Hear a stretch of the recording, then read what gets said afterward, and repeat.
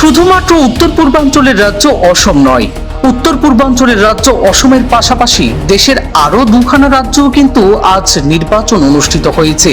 উত্তর পূর্বাঞ্চলের রাজ্য অসম এবং দক্ষিণ ভারতের কেরলের পাশাপাশি বৃহস্পতিবার কেন্দ্রশাসিত অঞ্চল পুদুচেরিতেও কিন্তু বিধানসভা ভোট হয়েছে।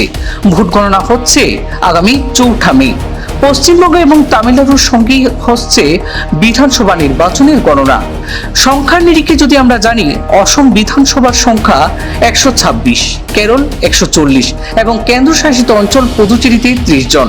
এবার প্রার্থীর নিরিখে আমরা জানবো, কেরলে 890, অসমে 722 এবং পুদুচেরিতে 294 জন প্রার্থী রয়েছেন ভোটের ময়দানে।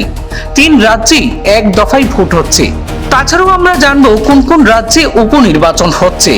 কর্ণাটক, নাগাল্যান্ড এবং ত্রিপুরার একটি করে বিধানসভা আসনে উপনির্বাচন হচ্ছে। এছাড়াও গোয়ার একটি আসনে উপনির্বাচনে বাতিলের রায় দিয়েছে হাইকোর্ট। তার কারণেই এই উপনির্বাচন পরে হবে। কেরলের গুরুত্বপূর্ণ প্রার্থীদের মধ্যে রয়েছে যেমন মুখ্যমন্ত্রী পিনারাই বিজয়ন, সিপিআইএম, প্রাক্তন স্বাস্থ্যমন্ত্রী কে শৈলজা, সিপিআইএম, প্রাক্তন মন্ত্রী রমেশ চেন্নিখালা, কংগ্রেস, প্রাক্তন কেন্দ্রীয় মন্ত্রী রাজীব চন্দ্রশেখর, বিজেপি। তাছাড়াও অসমের ক্ষেত্রে রয়েছে অসমের মুখ্যমন্ত্রী হিমন্ত বিশ্ব শর্মা, জালুকবাড়ি, বিজেপি। লোকসভায় কংগ্রেসের সহকারী নেতা গৌরব গগৈ, জোরহাট, কংগ্রেস।